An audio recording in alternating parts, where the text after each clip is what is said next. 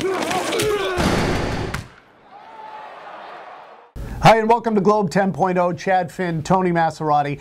This should be one of John Lacley's shining moments in a Red Sox uniform. Actually pitched pretty well last night in a game the Red Sox had to have.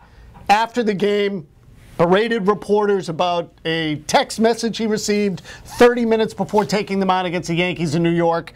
As best we know, the report originated with TMZ. It's a lot of distractions with Lackey, and it's been a miserable year for him.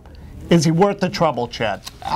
He's not worth the trouble. I mean, because he's been the worst starting pitcher the Red Sox have ever had in their history, based on his season statistically.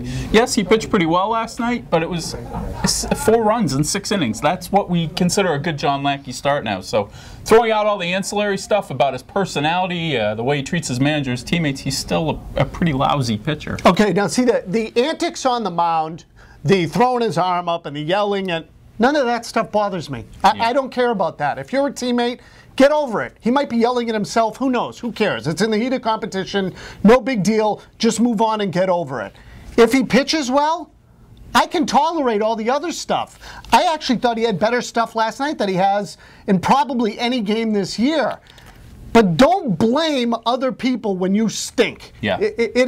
That's the one thing that drives me a little batty. I would love to see this much of Jonathan Papelbon's accountability in John Lacley. Yeah, absolutely, and it's not going to happen because that's just not who he is. You remember back when he was with the Angels, you could always catch him mouthing stuff on the mound at Fenway, or blow this expletive place up, or something like that. And he's the same guy. He's glowering at Carl Crawford when he misplays a fly ball. He's staring at his manager when he comes out to take him out in the 5th inning of a game where he's given up 13 base runners already. I mean, that's who he is. Now, here's the scary part. You need him, especially if the Red Sox don't wrap this thing up in the next 2 nights, and there is a chance they could do that. If they win the first 2 in Baltimore and Tampa loses 1 to the Yankees, the Red Sox will have it wrapped up before Wednesday, and that's a big thing because Jon Lester could then pitch Game 1 of the playoffs on Friday. If not, John Lacley and all those antics are your Game 1 starter.